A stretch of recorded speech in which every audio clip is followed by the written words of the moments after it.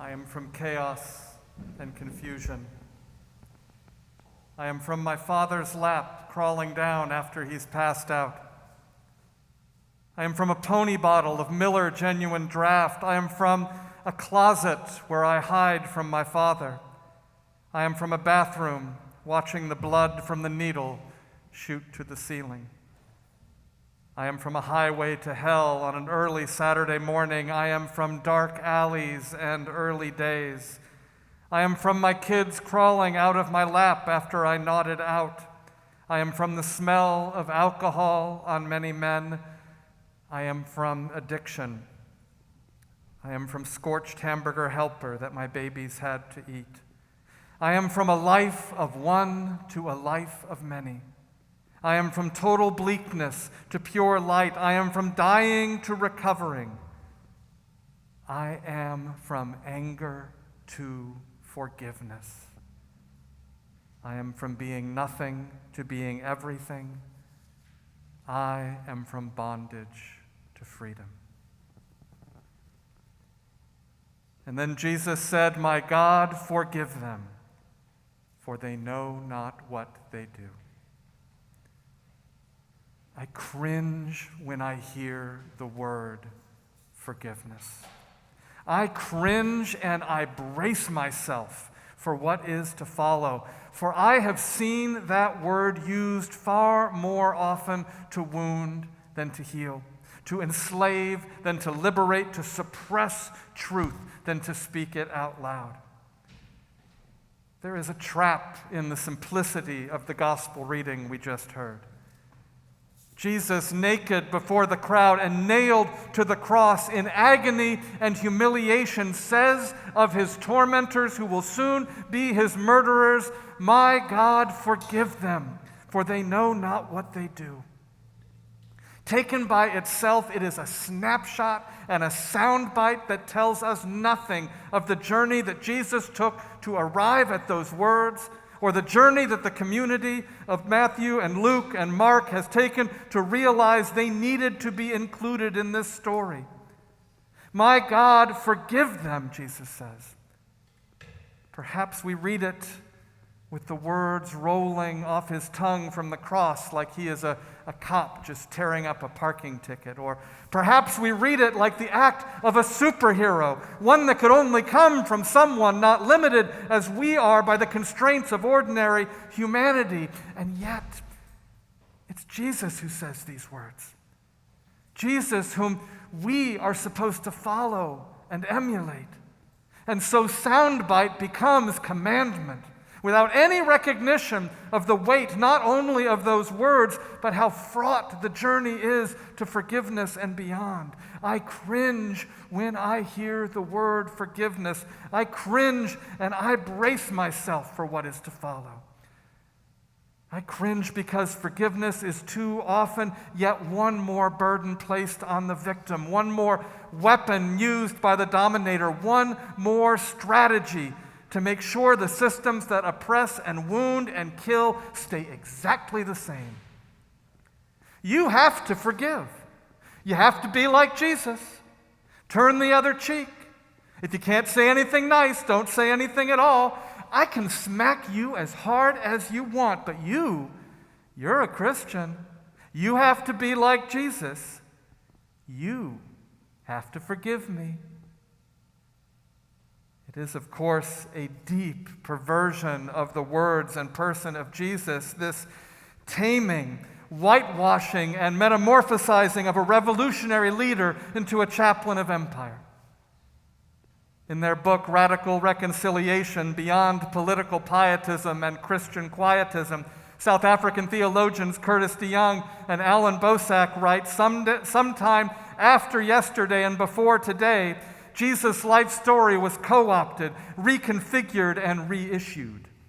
The story of a colonized and occupied Jesus was replaced with a meek and mild Savior who did not disrupt the status quo, or with the image of a colonial Christ who sided with the powerful and blessed imperial realities. One of the most powerful tools empire has used is the separation of the ideas of forgiveness and justice. First, forgiveness became an individual act, demanded of victims supposedly for their own liberation, and thus conveniently unconcerned with the systems that oppress, enslave, and wound. But then perhaps even worse, forgiveness has come to mean reducing justice to vengeance, and in the name of obedience to Christ, releasing any demands for either. And this is perhaps the deepest wound that has been caused. That the idea of actual justice and the integral role that forgiveness plays in it has disappeared more and more from the conversation. Because if forgiveness truly is nothing but the empty shell that demands everything of the victim but nothing of the perpetrator, if forgiveness truly is nothing but the swallowing of the pain and the suppressing of the truth, then it is certainly worthy of discarding. And yet, if we take forgiveness away from justice, all that is left is vengeance. And more, that is the choice that is set before us. Forgiveness without accountability, or vengeance without grace. And each is soul-killing in its dehumanization for victim and perpetrator, judge, jury, and accused. And so we return to that core question of the cross. What would Jesus do? And in fact, what is Jesus doing when he says these words? What is the justice of God? It cannot be either of those options. For the justice of God, the way of the cross, is not mimicking the cross in either its suppression of truth through fear or vengeance, which we anoint ourselves to execute on God's behalf. The justice of God, the holiness of God demands both accountability and mercy, reparation and forgiveness. And so we return to those words, God, forgive them. Like the cross, it is not for the faint of heart. It requires the cultivation of a scriptural quality that has also been misunderstood and weaponized against the oppressed. It requires meekness. And like forgiveness, meekness has been redefined to suit the powerful. The meek shall inherit the earth has been used by the powerful to ensure the powerless that their passivity will be rewarded in time, so for now they should just accept their fate. But 6th century Syrian monk John Climacus understood the true beatitude of meekness.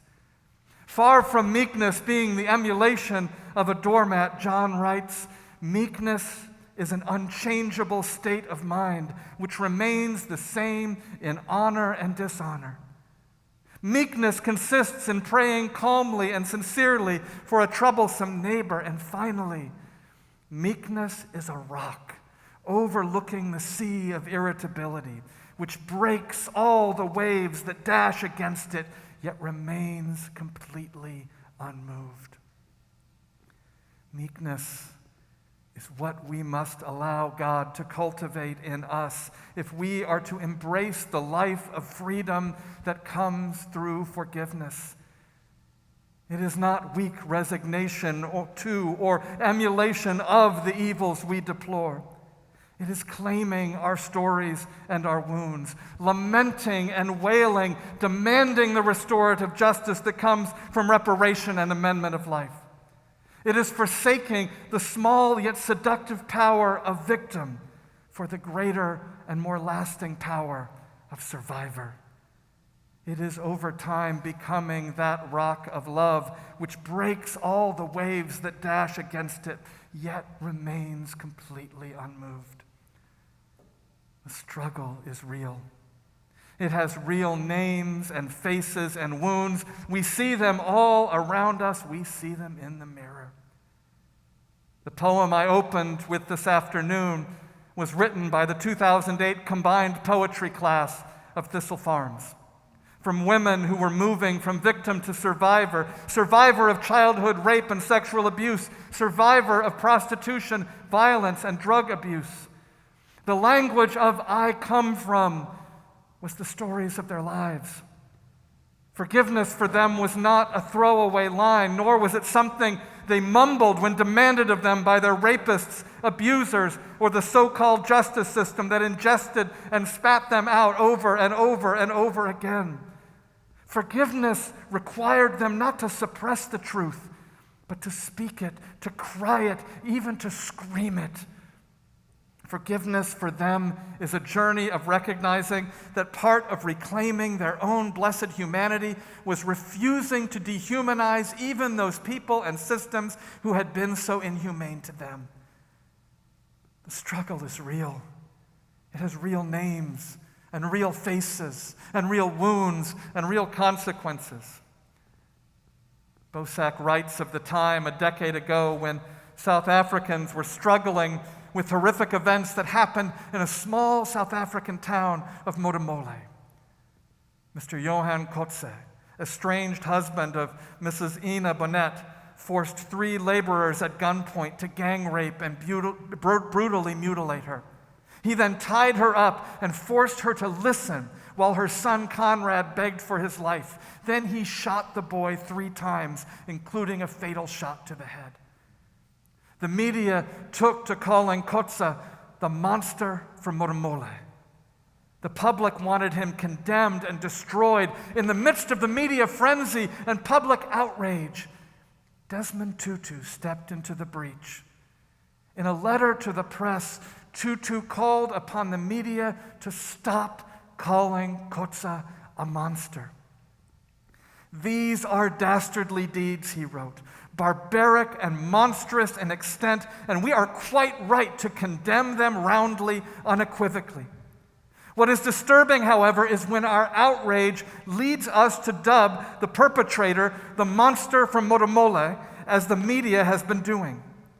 He may indeed be guilty of inhuman, ghastly, and monstrous deeds, but he is not a monster." Then Tutu returned to the argument he used at the Truth and Reconciliation Commission. We are actually letting him off the hook because monsters have no moral sense of right and wrong and therefore cannot be regarded as morally blameworthy. No, Mr. Johan Kotze remains a child of God with the capacity to become a saint. In reference to the TRC and biblical examples, the Archbishop concluded, "But we believed then, and I hope we still do, that it was possible for people to change for the better, that the worst criminal could become a good and virtuous person. Perpetrators should be held accountable, but not judged irredeemable." God, forgive them, Jesus says, even as the nails are digging into his flesh. As we watch the trial of Derek Chauvin for the brutal murder of George Floyd, as we deal with the deep, dehumanizing wounds caused not just by the extremes of evangelical fundamentalism, but every corner of the church that bears Christ's names, as we remember all that others have done to us and all that we have done to others and to ourselves, as we begin conversations in our own congregation about how we came to be on the land on which I stand this day, and the origin and deep effects the white images in our stained glass windows have had for generations, we seek to understand the deep power of Jesus' words from the cross. What does it mean for us to take that arduous journey of forgiveness? What does it mean to choose justice and reject vengeance? What does it mean for us to refuse to be silenced, to express our pain and our rage, and yet not become the evil we deplore? God, forgive them, Jesus says. It is not a soundbite, but a journey, a struggle. It is the work of our lives. Again, Bosak continues, forgiveness is not simply a matter of forgetting and moving on as if nothing had happened, or indeed nothing else has to be done. Forgiving is not forgetting, but holding the memory as holy before God, so that the victim is honored and the atrocity never repeated again. Reconciliation is holding the memory holy before God as a means of responding to God's demands for justice for the vulnerable and the powerless, the neglected and the excluded. There is nothing sentimental about it. Forgive, Jesus says. Forgive, say the women of Thistle Farms, for forgive and feel freedom is one of the spiritual principles upon which their community is founded. Thistle Farms founder Becca Stevens knows that journey well. She writes, "I have forgiven the man who abused me when I was a child. I can pray for him and hope for wholeness for his family. That didn't come until after crossing a desert of hurt and then fording a river of confusion, promiscuity, and shame, and then stepping over the bridge of confrontation and finally climbing the hill of acceptance. But I am so grateful that I know the sweet taste of forgiveness. I love that I can see that even through that hard, holy ground, there were gifts that I have been able to share my whole life. I marvel that part of who I am was born in those nightmare experiences. It makes me love the world more." From the cross, Jesus says, "God, forgive them." I am from dark alleys and early days. I am from my kids crawling out of my lap after I nodded out. I am from the smell of alcohol on many men. I am from addiction, say the women of Thistle Farms. Where am I from? Where are you from? Where are we from? What are our wounds? The ones we have suffered and the ones we have inflicted. What are the stories that we have kept inside for far too long? What is the justice that God craves for our lives? From the cross, Jesus cries, "God, forgive them." From the cross, Jesus cries, "I am from a life of one to a life of many. I am from total bleakness to pure light. I am from dying to recovering. I am from anger to forgiveness. I am from being nothing to being everything. I am from bondage to freedom." Amen.